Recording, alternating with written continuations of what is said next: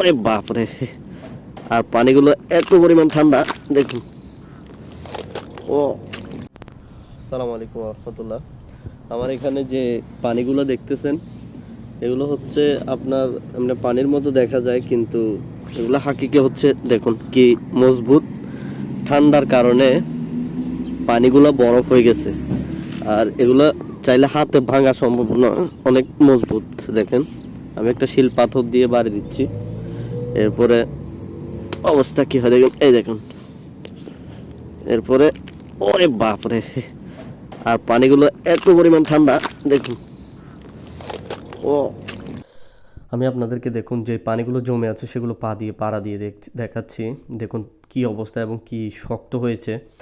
তো পানি এরকম জমে আপনার বরফ হয়ে গিয়েছে। তো চিন্তা করুন যে মানুষের বাহিরের কি অবস্থা, ঠান্ডার কি পরিমাণ অবস্থা। এখনো পর্যন্ত ওভাবে কিরগিজস্তান তুষারপাত হয়নি। ইনশাল্লাহ সামনে আরও বেশি হবে, আপনাদের সাথে শেয়ার করব ইনশাল্লাহ।